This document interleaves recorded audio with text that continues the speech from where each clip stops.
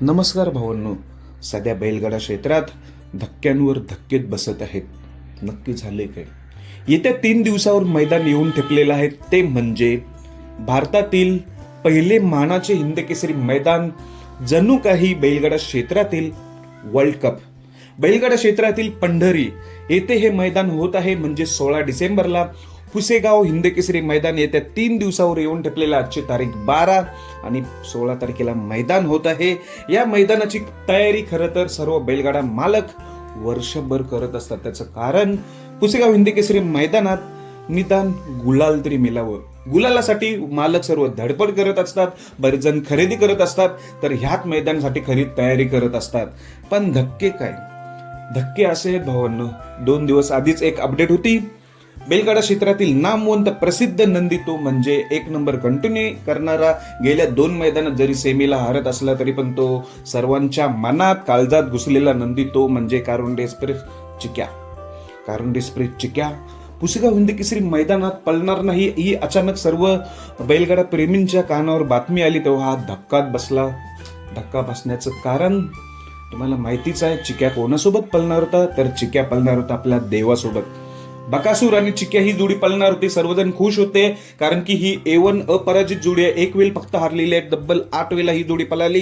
8 वेळा जोडी पळून 7 वेळा 1 नंबर केला आणि 1 वेळा पराभव.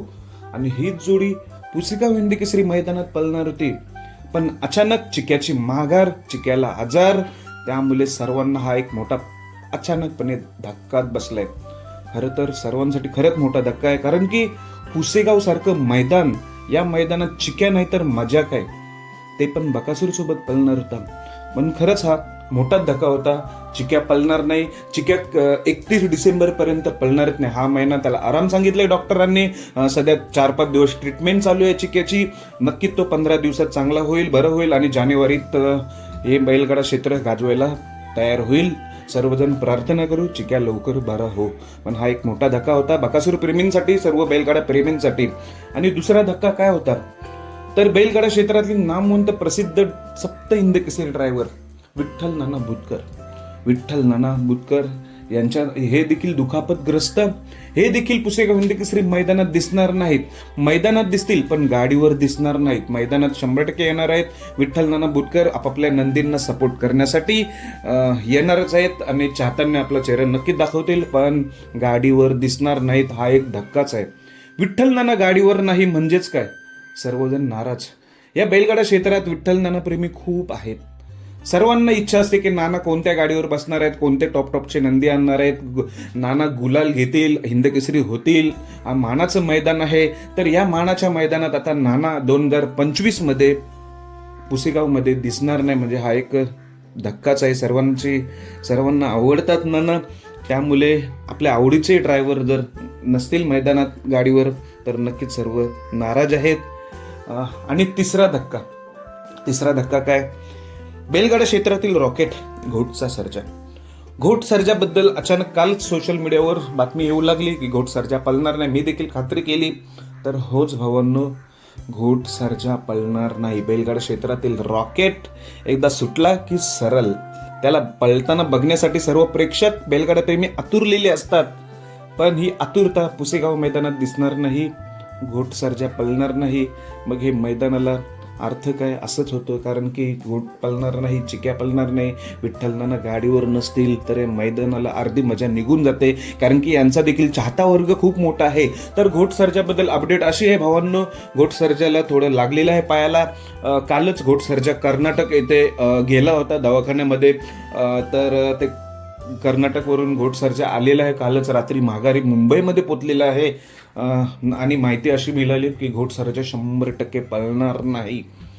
काल गेले होते दवाखान्यात. खरं तर रात्रीपर्यंत मी अपडेट बघणार होतो, दुपारपर्यंत जरतरची गोष्ट होती काल, म्हणून मी काल काही व्हिडिओ टाकली नाही. कारण की जरतरची गोष्ट म्हणजेच काय, दवाखान्यातून रिपोर्ट काय येतो तो रिपोर्ट बघायचा होता. पण कर्नाटकवरून जसं घोट सर्जाला आणले, आज मला वाटतं लगभग रात्री 1-2 वाजता पोहोचले मुंबईमध्ये आणि सकाळी मला आता अपडेट भेटतोय. तर काय, घोट सर्जा पळणार नाही. तुम्हाला माहितीच आहे घोट सर्जा कोणासोबत पळणार होता? कुमार रणवीर राहुलभाई पाटील आडुली कल्याण यांचा बिंदोडचा बादशाह भारत केसरी हिंद केसरी मथुर सोबत. आता आता मथुर प्रेमी तुम्हाला माहितीच आहे, या बैलगाडा क्षेत्रात जिथं मैदान भरतो तिथे मथुर असतं, तिथे पब्लिक आलीच पाहिजे, अशी तुफान गर्दी असते. मथुर आणि बकासूर या दोन नंदींभोवती गर्दी असते. पण जेव्हा मथुर सोबत जी पब्लिक असते, मथुर प्रेमी असते, तेव्हा मैदानाला खूप मजा येते. एवढा गोंगाट असतो, सर्वजण चाहते बघत असतात. पण सर्वांची आवडती जोडी पळणार होती मथुर आणि घोटसर्जा, पण नक्कीच नाराज असतील. घोटसर्जा त्याच्या जोडीला नाही, म्हणजेच आपला भाऊ जोडीला नाही पळणार, त्यामुळे हा एक धक्काच आहे. पण मथुरने चांगलाच पैरा केलेला आहे भावांनो, टॉपचाच पैरा केलेला आहे. मी सध्या ह्या व्हिडिओ मार्फत पैरा सांगणार नाही, कारण की जे नियोजन करतात त्यांनी सांगितलंय की पैरा फोडू नका, त्यामुळे मी तुम्हाला या व्हिडिओ मार्फत पैरा सांगणार नाही. पण नक्कीच एक दिवसावर जेव्हा मैदान असेल तेव्हा मथुरचा पैरा 100% सांगणार आहे. पण एक दिवसावर जेव्हा मैदान येईल तेव्हा सर्वांनाच संध्याकाळी पैरे समजणार आहेत, कारण लाईव्ह लॉटच्या माध्यमातून दोन्ही नंदींची नावं पुकारली जाणार आहेत, गट क्रमांक पुकारले जाणार आहेत. त्यामुळे सर्व जेवढे बैलगाडा प्रेमी आहेत, सर्व बैलगाडा प्रेमींना सर्व नंदींचे पैरे समजणार आहेत. तब्बल 1201 गाड्यांची नोंद, म्हणजे 2400 नंदींचे पैरे तुम्हाला 1200 जोड्यांमध्ये समजणार आहेत. तर सर्व नंदींना पुसेगाव हिंदकेसरी मैदानासाठी शुभेच्छा. धन्यवाद.